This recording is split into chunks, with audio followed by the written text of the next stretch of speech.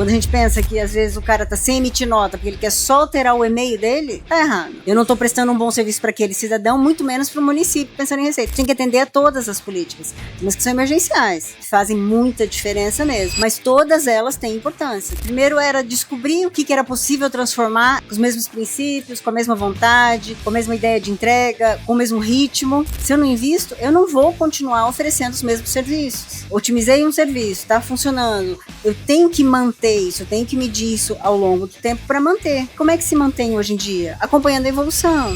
Olá, muito bem-vindos ao Prodcast, o podcast da Prodan, e vamos conversar agora com a Sônia Mafra, que é a secretária executiva de gestão por resultado de Florianópolis. Sônia, obrigado aí pela sua participação, pela sua presença aqui no nosso podcast. Obrigada eu, é um prazer estar aqui. Obrigada pelo convite, por ter lembrado de mim, né?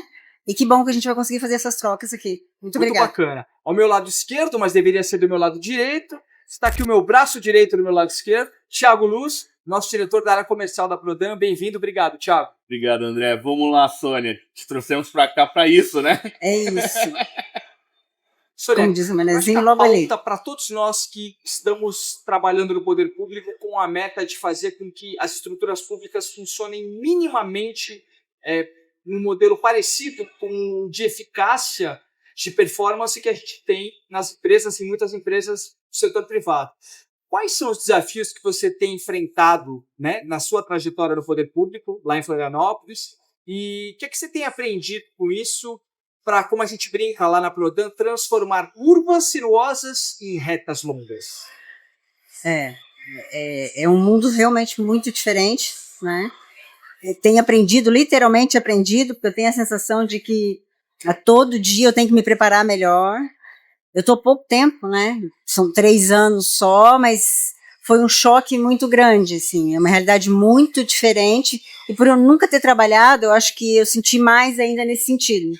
Então, e a primeira pergunta que te vem, né? Competência, em princípio, não te falta para estar nesse cargo, né? Mas falta um monte de outras coisas que você tem que saber. E a primeira coisa que eu trago desde o início primeiro era descobrir o que era possível transformar e continuar ali agindo do mesmo jeito que eu agia nos outros, com os mesmos princípios, com a mesma vontade, com a mesma ideia de entrega, com o mesmo ritmo, né? Como colocar o ritmo ali. Então, já entrei com essa vontade, eu quero fazer, estou fazendo para a minha cidade. Mas é um passo atrás, é fundamental dar, né?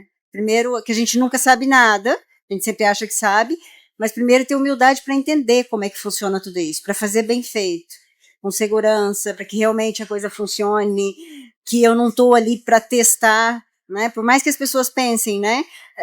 Cabe fazer isso, não é diferente, né? Uma POC no privado para uma POC no público é totalmente diferente, né? Pensando friamente em tecnologia, funcionou o sistema? Funcionou? Era aquilo que eu queria? Ok.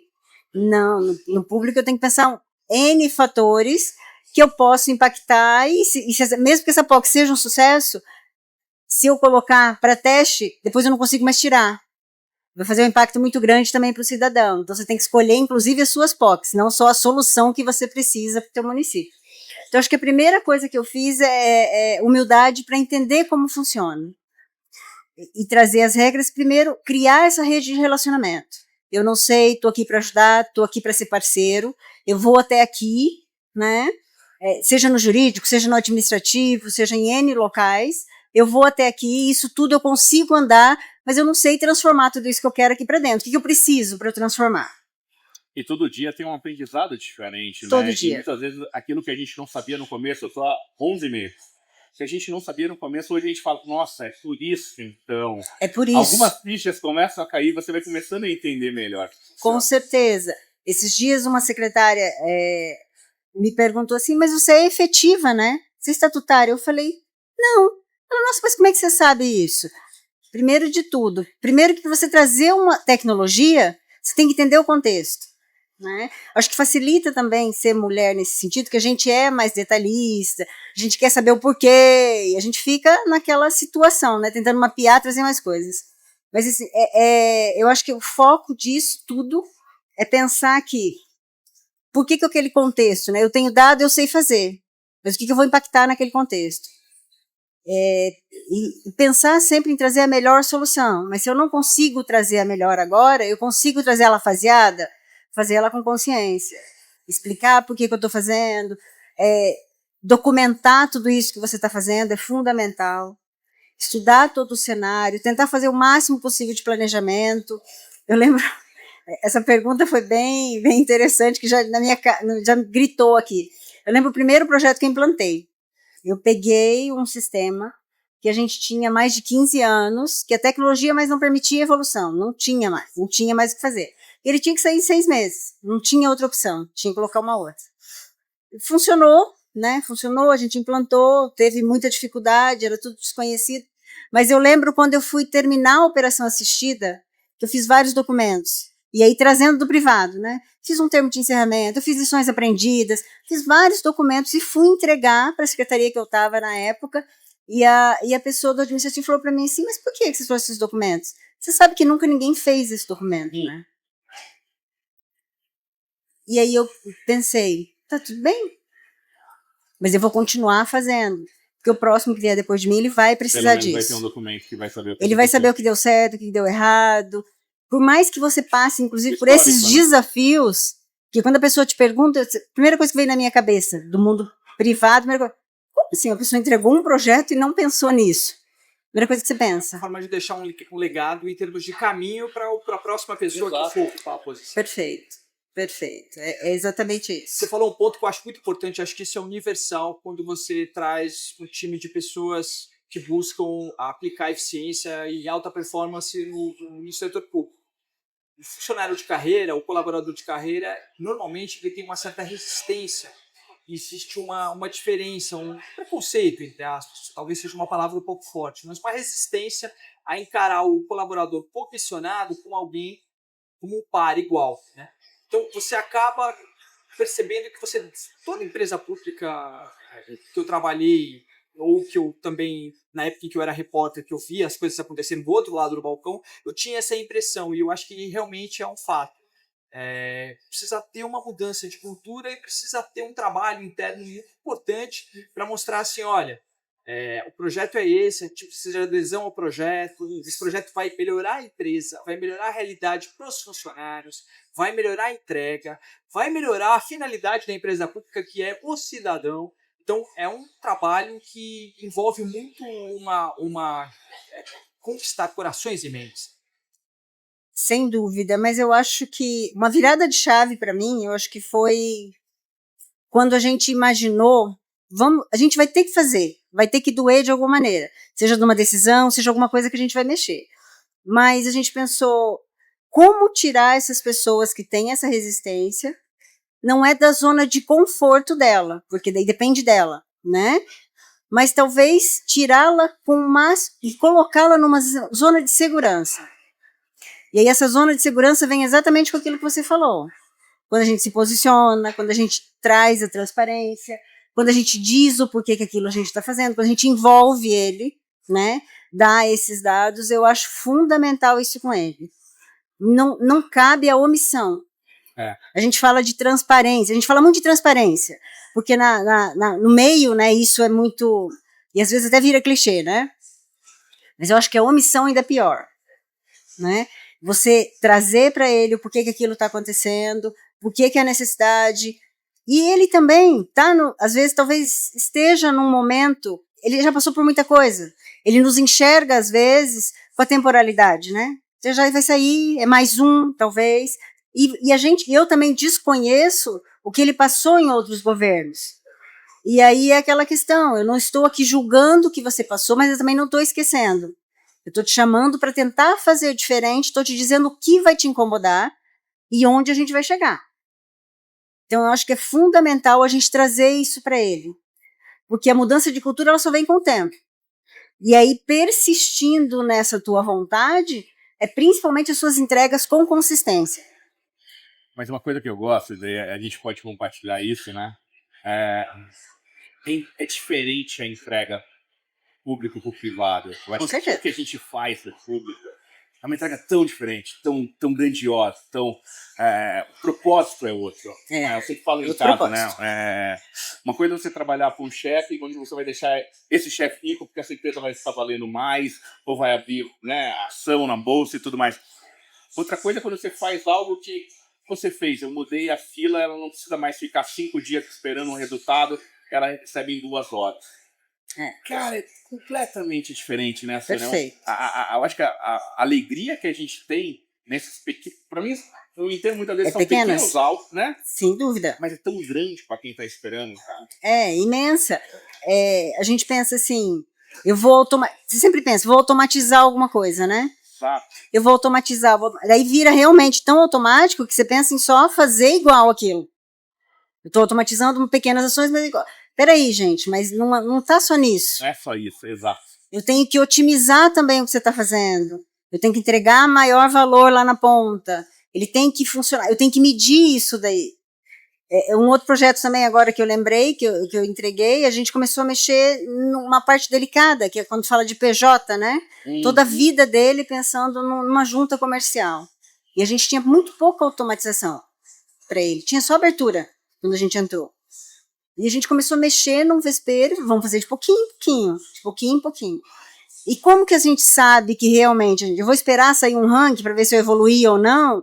Não, vamos criar um BI nosso aqui, caseiro mesmo, e vamos medir se o que eu estou escolhendo realmente está funcionando. E eu acho que é assim que a gente vem conquistando a cada nova melhoria, né? Quando a gente fala em consistência, é isso. A gente vai entregando consistente, trazendo os riscos que estão envolvidos em tudo aquilo dali, medindo, né, e deixando claro quando você acertou, quando você errou. É fundamental isso. Eu acho que a virada também aqui é a otimização. Não cabe mais a automatização, né? Agora é otimização pensando em vários cenários, em várias pessoas que são afetadas, né? O interno, o externo, o cidadão. Porque é justamente a otimização que vai impactar positivamente a ponta final, que é o cidadão. Ele vai falar, opa, eu levava 10 dias, agora eu estou levando um dia, agora eu estou levando 12 horas, eu estou levando 1 hora. Quer dizer, mas é aquele negócio, né, André? É a otimização naquilo que faz sentido para a população. Sim. Que muitas vezes faz sentido para a gente o processo, e você gasta muito tempo fazendo ele, mas na ponta final não é sentido dele. Não muda. Entendeu? Não, eu acho que de repente você se empenha para conseguir desenrolar um processo que é importante, mas que não tem um impacto visível ou não é sensível aos olhos da população. É isso? Sem dúvida. E aí dosar isso, né? Em algum momento você tem que fazer isso pensando no município. Eu dei o exemplo de PJ, eu estou pensando em receita também. Mas faz muito impacto para ele, né? Quando a gente pensa que às vezes o cara está sem emitir nota porque ele quer só alterar o e-mail dele, tá errado. Eu não estou prestando um bom serviço para aquele cidadão, muito menos para o município pensando em receita. Daí você vai pensar, não, eu vou para um outro lado que eu estou pensando numa população menos assistida. Eu tenho que ir também. Só que a gente tem que dosar e saber quando fazer essas políticas. A gente tem que atender a todas as políticas, mas que são emergenciais, né, que fazem muita diferença mesmo. Mas todas elas têm importância, todas elas têm que em algum momento ser olhadas. Mas todas têm que ser bem medidas, né? Medido. O que dá para fazer nesse momento, eu vou medir e trazer. E um outro aspecto que me chama bastante atenção na Prodan e outras empresas, que eu acho que também é uma questão do serviço público. Alguns servidores se espantam um pouco com a ideia de que uma empresa pública, uma autarquia, uma secretaria possa ser rentável.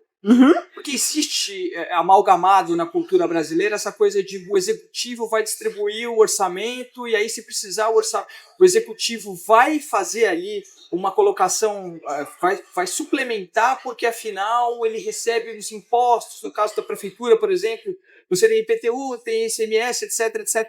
Quer dizer, essa é uma cultura também que precisa mudar, para as pessoas entenderem assim, o serviço público tem que ser uma coisa eficiente. Né? Ele tem que trabalhar tem que fora da zona de conforto. É isso aí. Pensando na tecnologia, por que não? Né? Assim como no privado, também faz sentido investir numa tecnologia. Se eu não invisto, não é só custo, né? Se eu não invisto, eu não vou continuar oferecendo os mesmos serviços, né? Então, otimizei um serviço, está funcionando, eu tenho que manter isso, eu tenho que medir isso ao longo do tempo para manter. Como é que se mantém hoje em dia? Acompanhando a evolução. Uma coisa que a gente sofre sobre isso, né? Eu acho que é bem esse exemplo. inteligência artificial. É isso. O que a gente pode usar, o que a gente não pode usar. Daí você percebe que muitas vezes a gente acaba ficando um pouco para trás, porque tem um monte que a gente não pode usar, por vários motivos, mas você percebe que acaba mudando a sua entrega. É isso. É isso. Hoje a gente estava vendo ali do observatório, né? Quando fala de ter um ecossistema interno, todo dia a gente recebe pedido de uma secretaria, de um servidor, querendo ter o ambiente dele, querendo subir alguma coisa para lá, e parece tão simples para ele, daí acaba achando que a tecnologia está burocratizando a coisa, né? E não é. Motivo, é um outro ao motivo. Mesmo tempo ele também está certo, porque ele não está conseguindo não tem mais volta. Aquilo que ele podia. Não tem mais volta, é isso aí. E às vezes deixá-lo utilizando as soluções, entre aspas, caseiras, que ele está incorporando no dia a dia, também é um risco internamente, né? Não posso fechar os olhos para isso também, né? Então, se eu não propicio esse ambiente, eu também trago risco. Então, mas ainda bem que tem que agora acompanhar. A gente tem uma secretaria que é dados que dão resultado. Tem que dar muito resultado. Por resultados. Por resultado. Toma, tá aí no cargo. Muito bom. Sônia Mafra, obrigado. Secretária Executiva de Gestão por Resultado aqui em Florianópolis. Obrigado aí pela sua troca de ideia com a gente, pela sua participação aqui no podcast da Prodan. Até uma próxima. Vamos continuar fazendo negócios e desburocratizar o setor público no Brasil. Tiago, obrigado pela sua participação, meu parceiro aqui. Vamos seguir em frente. Muito obrigada.